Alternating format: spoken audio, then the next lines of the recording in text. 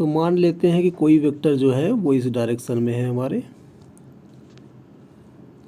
और हमें कोई वर्क करना है वो भी इसी डायरेक्शन में करना है, तो ओनली ये वेक्टर और ये वेक्टर ही काम आएंगे और कोई दूसरा वेक्टर काम नहीं आएगा। जैसे मान के चलिए कोई दूसरा है जो इस डायरेक्शन में कर रहा है, या कोई इस डायरेक्शन में कर रहा है, या कोई ऊपर की ओर कर रहा है, या कोई नीचे की ओर कर रहा है, तो उन वेक्टर से हमें कोई मतलब नहीं है। यदि हम इस वेक्टर की डायरेक्शन में कोई वर्क कर रहे हैं तो सिर्फ ये और ये वेक्टर ही इफ़ेक्ट डालेंगे, बाकी कोई वेक्टर इफ़ेक्ट नहीं डालेगा। हाँ, यदि मान के चलिए कि दूसरा जो वेक्टर है वो कुछ इस तरह से है, जैसे हमें इस डायरेक्शन में वर्क करना है और कोई दूसरा वेक्टर है वो इस डायरेक्शन में है, तो इसके हमें कंपोनेंट में इसको डिवाइड करना पड़ेगा, एक इस डायरेक्शन में और एक इस डायरेक्शन में। तो इस डायरेक्शन से हमें कोई मतलब नहीं रहेगा, हमें मतलब रहेगा इस वाले से। तो ये वाला और यदि कोई इस तरफ है तो ये वाला, ये 3 वेक्टर ही काम आएंगे और कोई वेक्टर काम नहीं आएगा। तो इसी का यूज हम इसमें करेंगे। तो देखिए क्या कह रहा है कि एक रिवर है 1 किलोमीटर, तो ये रिवर हो गई जिसकी डिस्टेंस है 1 किलोमीटर, और एक मैन है जो स्विम कर रहा है और नॉर्मल टू द रिवर कर रहा है, अर्थात इस डायरेक्शन में वो स्विम कर रहा है और वो 4 किलोमीटर की स्पीड से स्विम कर सकता है। और जो रिवर है वो 3 किलोमीटर पर आवर की स्पीड से फ्लो कर रही है, अर्थात इस डायरेक्शन में। तो इसको यदि हम बनाएं तो ये हो गया आपका 4 और ये हो गया आपका 3।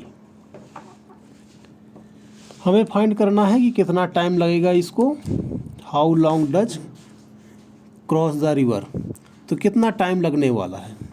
तो देखिए हमें इसी चीज़ का यूज़ करना है जैसा हमने यहाँ पर किया था।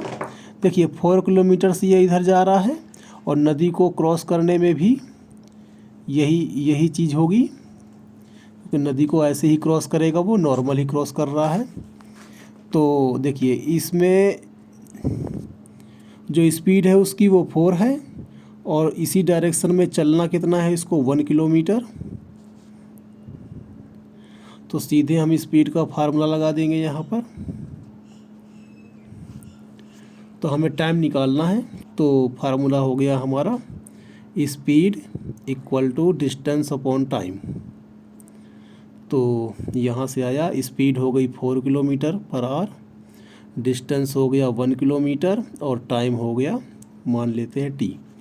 तो इसको सॉल्व करेंगे तो आ जाएगा t इक्वल टू 1/4। आर में आएगा ये आंसर, जिसको हम लिख सकते हैं t इक्वल टू 0.25 आर।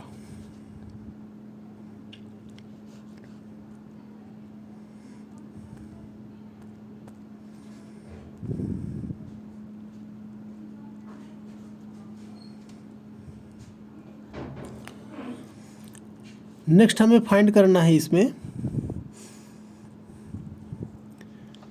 कि how far down river does he go when he reach the other bank. जब ये दूसरे बैंक में पहुंच जाता है, मान के चलिए उसने यहाँ से स्टार्ट किया था, तो 4 से अपना चल रहा है, 3 से रिवर चल रही है, तो कुछ इसकी डायरेक्शन इस तरह से हो जाएगी, अर्थात इन दोनों का जो रिजल्टेंट आएगा 4 इधर और 3 इधर, तो कुछ इस तरह से जो इसका रिजल्टेंट आएगा, पैरेललोग्राम लॉ से हम इसको फाइंड भी कर सकते हैं।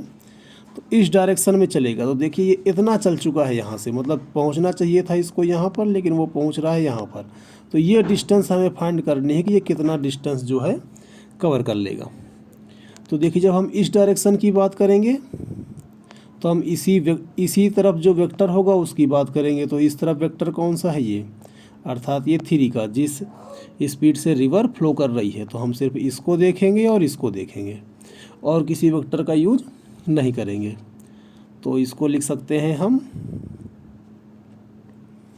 तो डिस्टेंस इधर और जो रिवर का फ्लो है वो भी इधर 3 से। तो डिस्टेंस निकालना है, तो distance equal to speed into time. तो स्पीड हो गया 3 किलोमीटर पर आवर और टाइम तो इतना ही लगेगा जो टाइम हमारा यहाँ पर लगा हुआ था। क्योंकि टाइम थोड़े ना बदल जाएगा, टाइम तो उतना ही लगेगा। तो ये आ जाएगा 1/4, अर्थात ये हो जाएगा 3/4 और किलोमीटर में आंसर आएगा, जिसको हम लिख सकते हैं 3/4।